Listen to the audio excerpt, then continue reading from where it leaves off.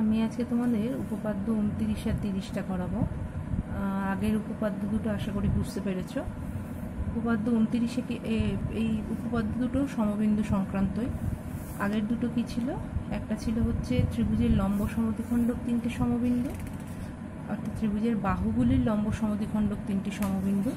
তারপরেরটা কি ছিল? যে ত্রিভুজের শীর্ষবিন্দু থেকে বিপরীত বাহুগুলির উপর অঙ্কিত লম্ব 3টি সমবিন্দু। প্রথমটা হচ্ছে বাহুগুলোর লম্ব সমদ্বিখণ্ডক, পরেরটা হচ্ছে ত্রিভুজের বিপরীত শীর্ষবিন্দু থেকে বাহুগুলোর উপর অঙ্কিত লম্ব 3টি সমবিন্দু। এবারেরটা রয়েছে দেখো যে ত্রিভুজের কোনো কোণের অন্তর সমদ্বিখণ্ডক 3টি সমবিন্দু।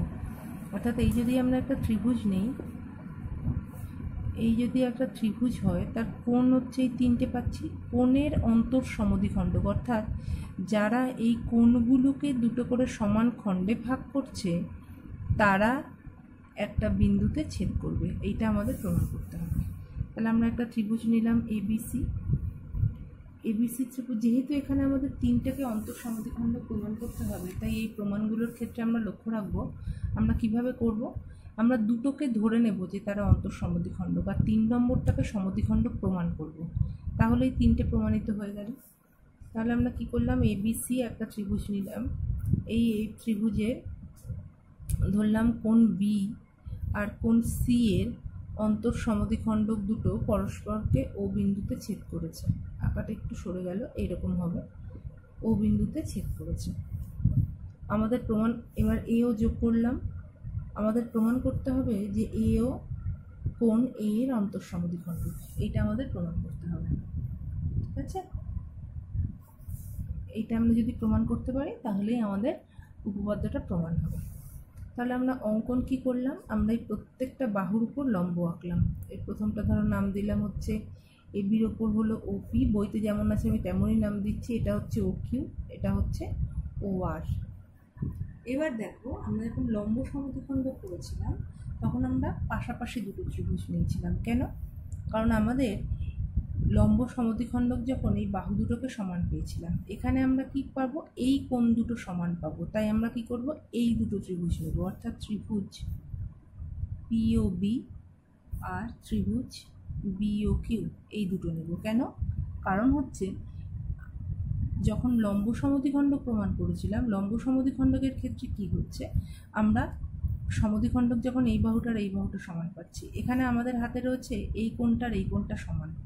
সেই জন্য আমরা এই দুটো করে ত্রিভুজ নিল। পাশাপাশি দুটো ত্রিভুজ নিলে আমরা কিন্তু 3টে শর্ত পূরণ করতে পারছি না। ঠিক আছে, সেই জন্য আমরা এইরকম করব। অর্থাৎ এই কোণটা, এই দুটো ত্রিভুজের ক্ষেত্রে কি হচ্ছে, যেহেতু বিও কোণ বি এর অন্তর সমদ্বিখণ্ডক, তাহলে এই কোণটার এই কোণটা সমান, এই বিও বাহুটা সাধারণ বাহু, আর এটা যখন লম্ব তাহলে এই কোণটার এই কোণটা 90 ডিগ্রি। তাহলে ত্রিভুজ দুটো যদি সর্বসম হয় তাহলে কি হবে, তাদের অনুরূপ বাহুগুলো সমান, অনুরূপ কোণগুলো সমান, তাই তো? তাহলে আমরা এখান থেকে বলতে পারি কি, যে পিও আর ও কিউ সমান, অনুরূপ বাহু সমান।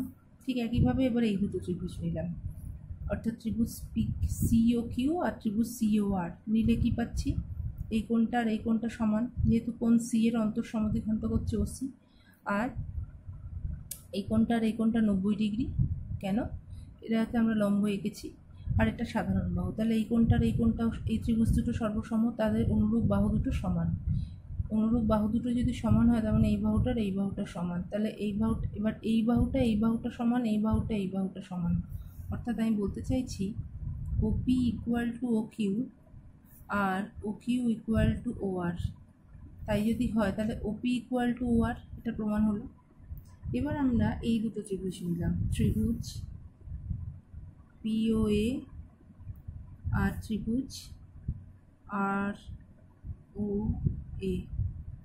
কি দেখাতে পারি, এই দুটো ত্রিভুজের ক্ষেত্রে ওপি ইকুয়াল টু ও আর, এটা আমরা আগেই পেয়ে গেছি। ওপি ইকুয়াল টু ও আর প্রমাণ করেছি। ওটা সাধারণ বাহু, তাই তো? এটা সাধারণ বাহু, আর এই কোণটা সমান 90 ডিগ্রি। তাই যদি হয় তাহলে ত্রিভুজ দুটো সর্বসম। ত্রিভুজ দুটোর এও সাধারণ, আর কোণ O P A equal to কোণ ও আর এ। তাই যদি হয় তাহলে আমরা কি পাচ্ছি, ত্রিভুজ পিওএ সর্বসম ত্রিভুজ আরওএ। তাহলে এই দুটো ত্রিভুজ যখন সর্বসম হচ্ছে তাহলে কি হবে, তাহলে তাদের অনুরূপ কোণ দুটো সমান হবে, তার মানে এই কোণটার এই কোণটা সমান। তাহলে দুটো কোণ সমান, আর এওটা যখন এদেরকে ভেদ করেছে করে দুটো সমান কোণ উৎপন্ন করেছে, তাহলে কি বলতে পারি যে এওটা কোণের অন্তঃসমদ্বিখণ্ড। সুতরাং যেহেতু এওটা অবিন্দুগামী, তাহলে কোণের অন্তঃসমদ্বিখণ্ড কিন্তু সমবিন্দু। ঠিক আছে, এটাই আমাদের প্রমাণ। এইবারে দেখো, আমরা এই যে কোণের অন্তঃসমদ্বিখণ্ড তিনটে সমবিন্দু পেলাম, এখান থেকে আমরা এই যে বিন্দুটা পাচ্ছি, এই বিন্দুটাকে বলে ত্রিভুজের অন্তঃকেন্দ্র। অর্থাৎ এই ত্রিভুজটাকে কেন্দ্র করে আমরা এই ওপি বা ওআর বা ওকিউ সমান ব্যাসার্ধ নিয়ে আমরা একটা অন্তর্বৃত্ত আঁকতে পারি। তাহলে পরিবৃত্তের ক্ষেত্রে আমাদের প্রয়োজন হয় বাহুগুলোর লম্ব সমদ্বিখণ্ডক আঁকা, সেখান থেকে ও বিন্দুটা পাই। আর অন্তর্বৃত্তের ক্ষেত্রে আমাদের প্রয়োজন হয় হচ্ছে কোণের অন্তঃসমদ্বিখণ্ডক, অর্থাৎ কোণ দুটোকে সমদ্বিখণ্ডিত করার পর এই সমদ্বিখণ্ডক দুটো যে বিন্দুতে ছেদ করে সেই বিন্দু দিয়ে আমরা এই লম্ব সমান ব্যাসার্ধ নিয়ে আমরা অন্তর্বৃত্ত আঁকতে পারি। ঠিক আছে, আচ্ছা এইবারে তোমাদের এই প্রমাণটা দিয়েছে, দেখো যে এবিসি ত্রিভুজের ও অন্তঃকেন্দ্র বিওসি ইকুয়াল টু 110 ডিগ্রি হলে বিএসির পরিমাপ কত। এই প্রত্যেকটা প্রমাণ কিন্তু এক একটা প্রমাণ এক এক রকম। এইটার ক্ষেত্রে কি দিয়েছে দেখো, এই যদি একটা ত্রিভুজ হয় এ বি সি,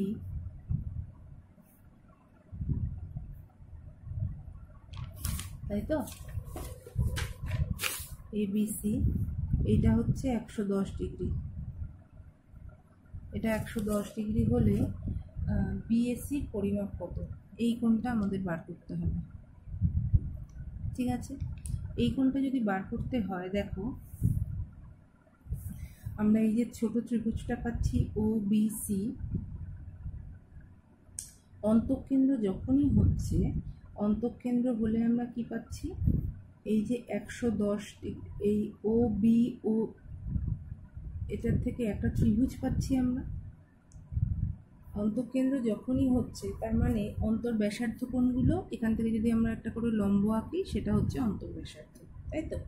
তাহলে এই যে আমরা একটা ত্রিভুজ পাচ্ছি ও বি সি, এই ত্রিভুজের এই কোণটা যদি 110 ডিগ্রি হয়, তাহলে আমি একটু লিখি, O B C plus BOC plus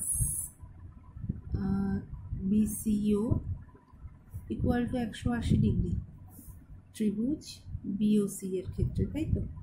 তাহলে ও বিসি প্লাস ও বিসিওটাকে আমি ওসিবিও লিখতে পারি, OCB equal to 180 degree minus 110 degree, তার মানে হচ্ছে 70 ডিগ্রি।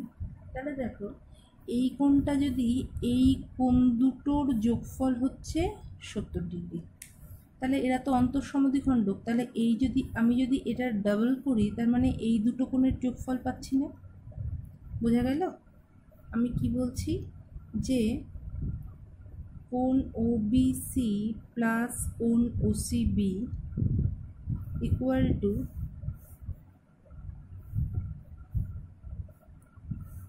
এর আগে যদি আমরা লিখি কোণ এ বি সি প্লাস কোণ এসিবি ইকুয়াল টু কী হচ্ছে 2 ইন্টু এই দুটো কোণ না, তাই তো। এই কোণটার আর এই কোণটার অন্তর্যোগফল, তা কী হবে, এই কোণটার ডাবল, এই ছোটো কোণটার ডাবল হচ্ছে বড় কোণটা, তাহলে এবিসির জায়গায় লিখতে পারি 2 ইন্টু ওবিসি, আর এসিবির জায়গায় লিখতে পারি কি 2 ইন্টু ওসিবি, তাই তো, সেটাই লিখলাম। তাহলে এই দুটোর যোগফল পেয়েছি আমি 70, তাহলে এই দুটোর যোগফল কত হলো 140।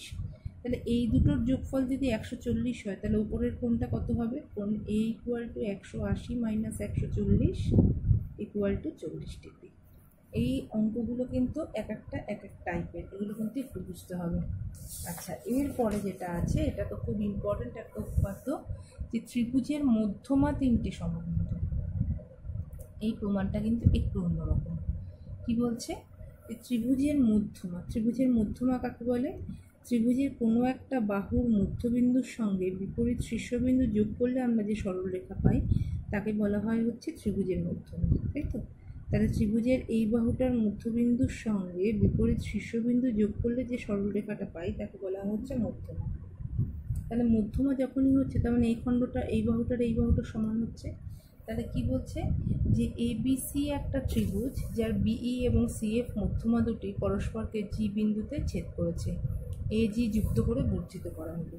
তাহলে এ বি সি একটা ত্রিভুজ যার বিই এবং সিএফ মধ্যমা দুটি পরস্পরকে জি বিন্দুতে ছেদ করেছে। এবার আমরা কি করলাম, এই এজিটা বিসি বাহুকে ডি বিন্দুতে ছেদ করেছে। তাহলে আমরা দুটোকে মধ্যমা ধরে নিলাম, 3 নম্বরটাকে যদি মধ্যমা প্রমাণ করতে পারি তাহলেই আমাদের প্রমাণ হয়ে গেল একই রকমভাবে। তাহলে আমরা কি করব, এখানে একটা অঙ্কন করতে হবে আমাদের। যদি এই বিই আর সিএফকে আমরা অলরেডি মধ্যমা বলেছি, আর এজিকে যোগ করে ডি বিন্দুতে স্পর্শ করলো, তার মানে এডিটা যদি মধ্যমা হয় বিসি বাহুর, তাহলে কি করবে, বিসি বাহুকে দুটো সমান খণ্ডে ভাগ করবে, তার মানে ডিটা হচ্ছে বিসি এর মধ্যবিন্দু হবে। তাহলে আমরা যদি ডি বিসি এর মধ্যবিন্দু দেখাতে পারি তাহলেই কিন্তু আমাদের উপপাদ্যটা প্রমাণ হয়ে গেল। তাহলে আমরা অঙ্কন করব কি, এডিকে এইচ পর্যন্ত এমনভাবে বর্ধিত করা হলো যাতে এজি ইকুয়াল টু জিএইচ হয়। বোঝা গেল, যাতে এজি ইকুয়াল টু জিএইচ হয়। আমরা এবার বিএইচ আর সিএইচ, যোগটা ঠিক হলো না, বিএইচ আর সিএইচ যোগ করলাম, ঠিক আছে। তাহলে দেখো এজি ইকুয়াল টু যদি আমার আঁকা অনুযায়ী এজি ইকুয়াল টু জিএইচ মনে হচ্ছে না, যাই হোক, কিন্তু এটা এজি ইকুয়াল টু জিএইচ ধরে নিতে হবে, এটা একটু ছোটো বড়ো হয়ে গেছে। তো এজি ইকুয়াল টু যদি জিএইচ হয় তাহলে আমরা এখান থেকে কি পাচ্ছি, যে দেখো এই যে ত্রিভুজ এবিএইচের এই এবিএইচ ত্রিভুজটার আমরা কি পাচ্ছি, এবি বাহুর মধ্যবিন্দু হচ্ছে এফ, তাই তো, মধ্যমা যেহেতু, আর এইচ বাহুর মধ্যবিন্দু হচ্ছে জি, তাই তো পেয়েছি AG equal to GH, H বাহুর মধ্যবিন্দু জি। তাহলে এই দুটো মধ্যবিন্দুকে যদি আমরা যোগ করে যে সরলরেখাটা পাচ্ছি, তাহলে সেটা কি হচ্ছে, এই বিএইচ বাহুর সঙ্গে সমান্তরাল হচ্ছে না। আমরা এটা পড়েছি তো, ত্রিভুজের যে কোনো দুটো বাহুর মধ্যবিন্দু সংযোজক রেখাংশ তৃতীয় বাহুর সমান্তরাল ও অর্ধেক আমরা পড়েছিলাম। তাহলে এই দুটো বাহুর মধ্যবিন্দুর সংযোজক রেখাংশ কি হবে, এই বাহুটা সমান্তরাল হবে, অর্ধেকটা নিয়ে এখন পরে চিন্তা করা যাবে, সমান্তরাল হবে। তাহলে এফজি যদি বিএইচ এর সমান্তরাল হয়, তাহলে এফজিকে যোগ করে যে সরলরেখাটা পাচ্ছি এফসি, তাহলে সেটাও বিএইচ এর সমান্তরাল হবে। ঠিক একইভাবে যদি আমি এসিএইচ এই ত্রিভুজটা নিই, তাহলে এই এসি বাহুর মধ্যবিন্দু ই, যেহেতু বিটা মধ্যমা, আর এই এইচ বাহুর মধ্যবিন্দু জি, তাহলে ঠিক একইভাবে আমি বলতে পারি জিটা কি, দুটো বাহুর মধ্যবিন্দুর সংযোজক রেখাংশ তৃতীয় বাহুর সমান্তরাল ও অর্ধেক, তাহলে জিই সমান্তরাল সিএইচ। তাহলে ঠিক একইভাবে জিই যদি সিএইচ এর সমান্তরাল হয়, তাহলে এই বিইটা সিএইচ এর সমান্তরাল হবে। তাই যদি হয় তাহলে দেখো এই যে বিজিসিএইচ এই অংশটাকে একটা আমরা কি পাচ্ছি, একটা সামান্তরিক পাচ্ছি না, যে চতুর্ভুজের বিপরীত বাহুগুলো পরস্পর সমান্তরাল, তাই তো পাচ্ছি, এর বিপরীত বাহুগুলো পরস্পর সমান্তরাল পাচ্ছি। তাহলে কোনো চতুর্ভুজের যদি বিপরীত বাহুগুলো পরস্পর সমান্তরাল হয়, তাহলে চতুর্ভুজটা একটা সামান্তরিক, যার কর্ণ কোনটা বিসি আর জিএইচ। তাহলে আমরা কি জানি, সামান্তরিকের কর্ণ দুটি পরস্পরকে সমদ্বিখণ্ডিত করে।